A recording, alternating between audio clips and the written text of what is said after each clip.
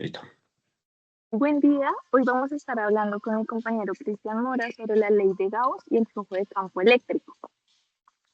Comenzando, pues entendemos que el estudio del flujo de campo eléctrico es esencial para comprender cómo interactúan las cargas eléctricas en el espacio.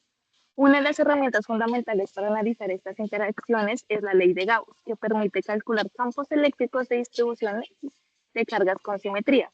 Esta presentación abordará los conceptos de flujo eléctrico, la ley de Gauss y sus aplicaciones a diferentes sistemas físicos, tanto conductores como aislantes. Comenzando con el flujo de campo eléctrico, que es una magnitud escalar que representa la cantidad de campo eléctrico que atraviesa una superficie. Matemáticamente se expresa como el campo eléctrico igual a E por A por coseno de θ. En este caso, E sería la, el vector, el campo eléctrico, perdón, y A es el vector del área perpendicular a la superficie. Θ, pues es el ángulo entre el campo eléctrico y el vector normal perpendicular a la superficie. Pasando con un ejemplo, entendemos, pues, que tenemos el siguiente ejemplo, que dice, se tiene un campo eléctrico que es E igual a 3.5 kilonewtons sobre Coulomb, XD, una superficie rectangular plana de 0.35 metros de ancho por 0.7 metros de largo. Debemos hallar el flujo de campo eléctrico que atraviesa el rectángulo en los siguientes casos. A, la superficie es paralela al plano YZ, B, el rectángulo es paralelo al plano XY y C, la normal del plano forma un ángulo de 40 grados con el eje XY que contiene el eje Y.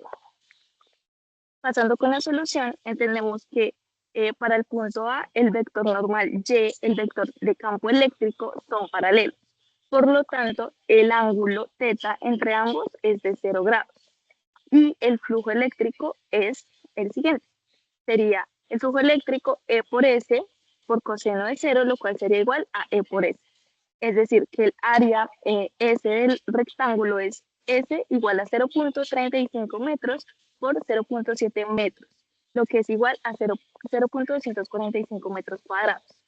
Sustituyendo el flujo sería 3.5 por 10 a la 3 newton sobre coulomb por 0.245 metros al cuadrado. 857.5 newtons por metro al cuadrado sobre coulomb sería la respuesta de del punto A. En el caso del B, entendemos que el flujo de campo eléctrico es cero, ya que los vectores E y N son perpendiculares entre sí. Y para la solución C, tenemos un ángulo θ entre el campo E y el vector normal N, el cual es de 40 grados, como se puede ver en la figura. Por lo tanto, el flujo eléctrico sería 3.5 por 10 a la 3 newton sobre coulomb por 0.245 metros cuadrados por coseno de 40 grados, lo cual es igual a 656.9 newtons metros cuadrados sobre coulomb. Buenas noches. Para la ley de Gauss para el campo eléctrico, la ley de Gauss establece que el flujo eléctrico total a través de una superficie cerrada es proporcional a la carga neta encerrada dentro de la superficie.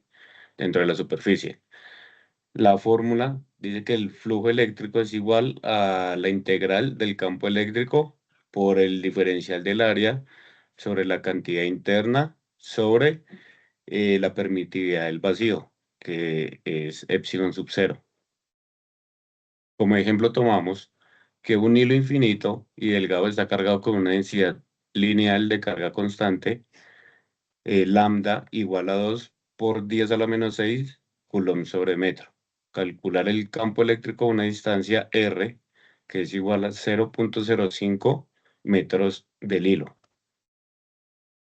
Para resolver ese problema, escogemos una superficie gaussiana. Por simetría cilíndrica, elegimos un cilindro de radio r y longitud L con el hilo en el eje. La ley de Gauss nos dice que la integral del campo eléctrico por el diferencial del área es igual a la cantidad interna sobre la permitividad del vacío.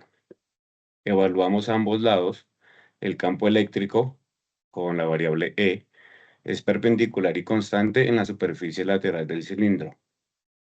El flujo eléctrico solo pasa por la superficie lateral, no por las tapas.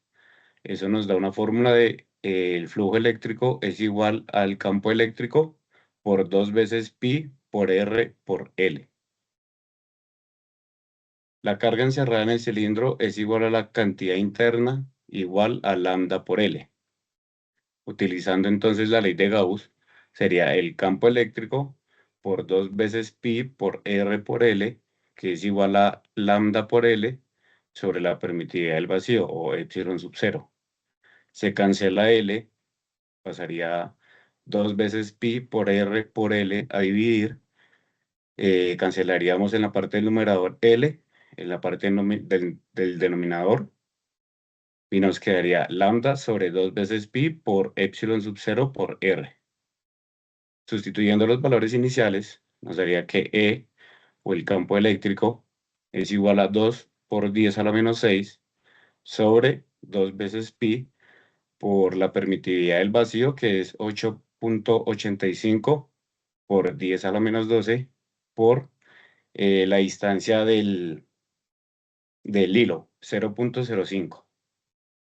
Eso es aproximadamente 7.19 por 10 a la 4 newton sobre coulomb.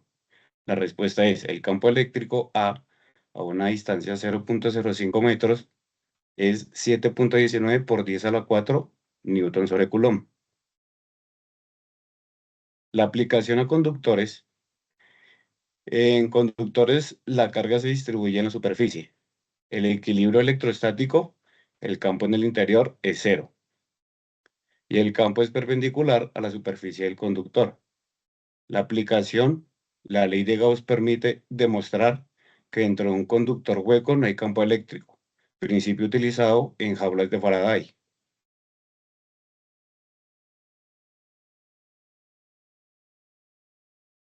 Bueno, en la aplicación aislantes, tenemos que en materiales aislantes, es decir, dieléctricos, la carga puede estar distribuida en el volumen.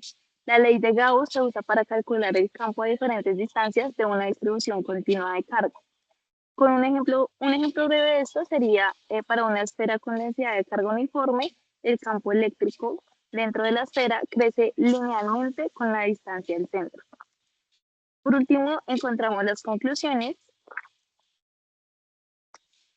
teniendo que la ley de Gauss es una herramienta poderosa para analizar sistemas eléctricos con simetría, ya que permite calcular el campo eléctrico de manera más sencilla con la ley de Coulomb. El concepto de flujo eléctrico nos ayuda a visualizar cómo las líneas del campo atraviesan superficies, permitiendo identificar la influencia de las cargas eléctricas. En conductores, la ley de Gauss explica por qué el campo eléctrico es nulo en su interior y cómo se distribuyen las cargas en su superficie externa.